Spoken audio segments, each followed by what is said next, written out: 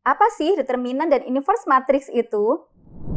Halo teman-teman, jumpa lagi dengan saya, Siti Komsiah. Pada video kali ini, kakak akan bahas mengenai determinan dan inverse matrix. Simak yuk teman-teman pembahasannya berikut ini.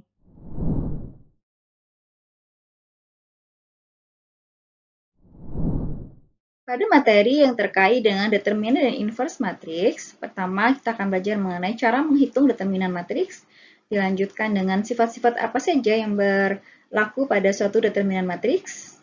Nah, kemudian kita akan bahas cara menghitung inverse matrix, dilanjutkan dengan sifat-sifat apa saja yang berlaku pada suatu inverse matrix. Oke teman-teman, untuk materi yang pertama kita akan bahas mengenai determinan matrix. Simak ya pembahasannya berikut. Determinan pada suatu matriks ordo 2 kali 2, misalkan diberikan suatu matriks A seperti berikut. Nah, determinan dari suatu matriks A dapat dinyatakan dengan det dari matriks A atau sama dengan menggunakan simbol nilai mutlak seperti ini. Maksudnya adalah nilai determinan dari matriks A sama dengan tanda mutlak A, B, C, D itu adalah entry dari matriks A. Nah, tanda mutlak ini menyatakan simbol untuk determinan dari suatu matriks. Jadi jangan bingung ya, nilai mutlak di sini artinya adalah determinan dari matriks A. Nah, untuk ordo 2 kali 2, determinan matriksnya sama dengan kita kalikan entry A dikali D, ya, dikurangin entry B dikali C. Lalu teman-teman, apa sih kaitan determinan dengan suatu solusi dari sistem persamaan linear itu? Nah, yang pertama misalkan bentuk umum dari suatu sistem persamaan linear untuk dua variabel adalah seperti ini. Ya, diberikan A1X plus B1Y sama dengan C1 dan A2X plus B2Y sama dengan C2. Nah, bentuk umum SPL ini dapat kita sajikan dalam suatu matriks.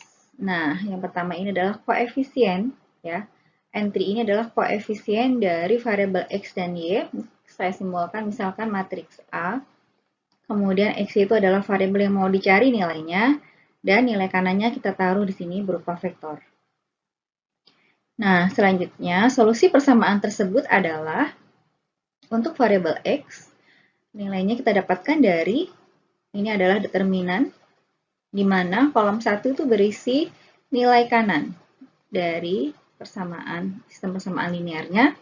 Kemudian kolom 2 kita dapatkan dari kolom 2 pada matriks A itu sendiri. Nah, kemudian dibagi dengan determinan dari matriks A.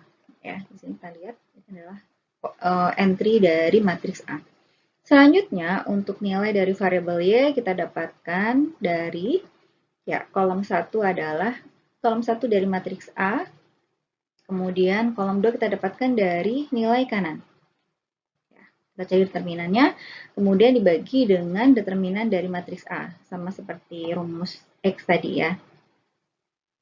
Nah, di sini dengan syarat ya bahwa determinan dari matriks A itu tidak boleh sama dengan 0. Nah, teman-teman, bagaimana tadi? Apakah sudah paham cara menentukan solusi dari sistem persamaan linear menggunakan determinan? Jika sudah paham, kita akan coba menerapkan pada suatu masalah dalam bentuk soal cerita seperti berikut. Siti dan teman-temannya makan di kantin sekolah. Mereka memesan 3 ayam penyet dan 2 gelas es jeruk di kantin sekolahnya. Tak lama kemudian, Benny dan teman-temannya datang memesan 5 porsi ayam penyet dan 3 gelas es jeruk. Ya, kemudian Siti menantang Amir menentukan harga satu porsi ayam penyet dan harga es jeruk per gelasnya jika Siti harus membayar Rp70.000 untuk semua pesanannya dan Benny harus membayar Rp115.000 untuk semua pesanannya. Baiklah, langkah pertama untuk menjawab, maka kita harus mengidentifikasikan variabel yang digunakan pada masalah soal cerita tadi. Nah, variabel tersebut yang akan kita cari nilainya, kita misalkan X adalah harga ayam penyet per porsi, kemudian Y adalah harga es jeruk per gelas. Selanjutnya kita akan susun ke dalam sistem persamaan linearnya. Yang pertama adalah untuk Siti ya, persamaannya adalah 3X plus 2Y sama dengan 70.000. Dan yang kedua untuk Benny yaitu 5X plus 3Y sama dengan 115.000. Nah, dari sini kita bisa menyusunnya ke dalam bentuk matriks penyajiannya. Nah, misalkan ini adalah koefisien dari matriks X dan Y ya. Saya misalkan matriks A dikali XY sama dengan nilai kanannya 70.000 dan 115.000. Nah, kita langsung menentukan nilai untuk pertama variabel X. Ya, yang di atas ini adalah determinan untuk matriks di mana kolom pertama itu kita dapatkan dari nilai kanan, kolom kedua adalah matriks A ya. Kemudian yang di bawah ini adalah determinan dari matriks A itu sendiri. Nah, setelah kita input dan kita hitung, nilainya adalah 20.000. Selanjutnya untuk nilai Y, maka yang di atas adalah kita cari determinan dengan susunan kolom 1 itu adalah dari matriks A. Ini dari matriks A ya, kolom 1. Kemudian 70.000 dan 115.000 itu adalah dari nilai kanannya. Nah, yang di bawah adalah determinan untuk matriks A ya, seperti di atas. Setelah kita hitung, kita dapatkan nilainya adalah 5.000 untuk nilai Y. Nah, dari sini kita jawab, berarti harga ayam penyet per satu porsi adalah Rp20.000 dan harga es jeruk satu gelasnya adalah Rp5.000.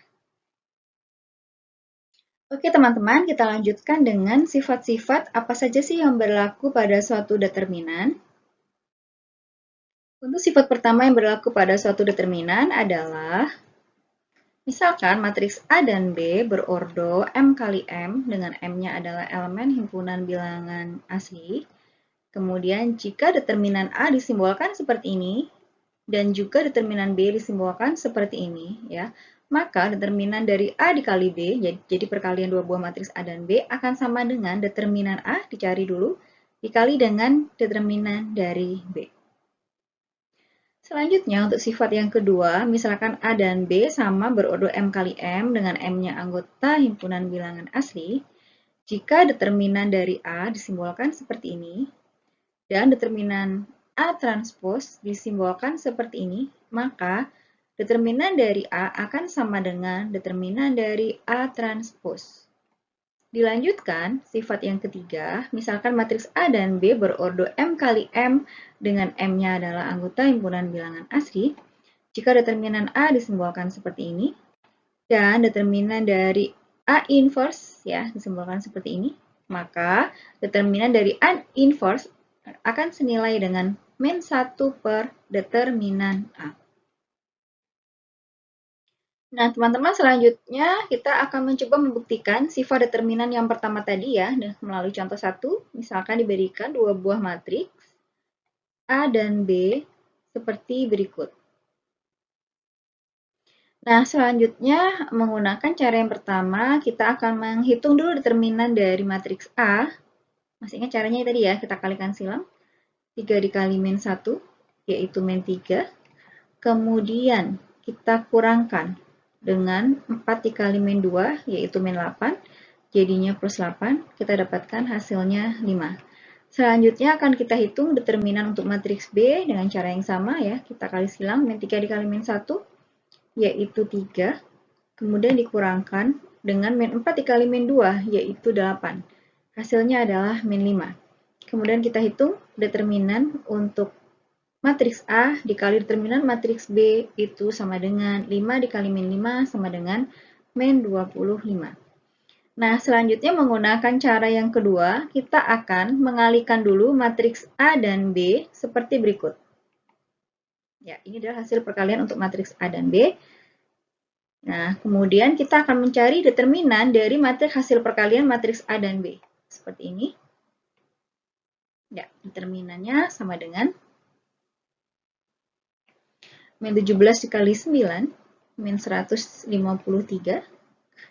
dikurangin dengan min 16 dikali 8. Itu adalah min 128, jadinya plus 128.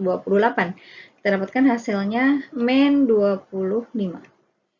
Jadi dari sini dapat kita lihat bahwa determinan dari cara yang pertama tadi ya, dengan cara menentukan determinannya masing-masing dulu dari matriks A dan B, dan cara yang kedua di mana kita kalikan dulu matriks A dan B baru dicari determinannya. Ternyata menghasilkan nilai yang sama yaitu min 25.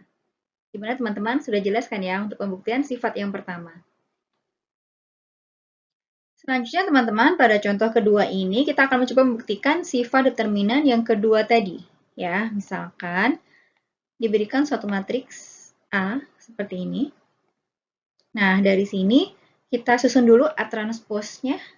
Ya, A transposnya dengan cara mengubah baris 1 menjadi kolom 1 dan baris kedua menjadi kolom kedua seperti berikut. Nah, tadi untuk matriks A ini sudah kita dapatkan determinan dari A yaitu 5 ya. Kemudian di sini kita akan menghitung determinan untuk A transpose.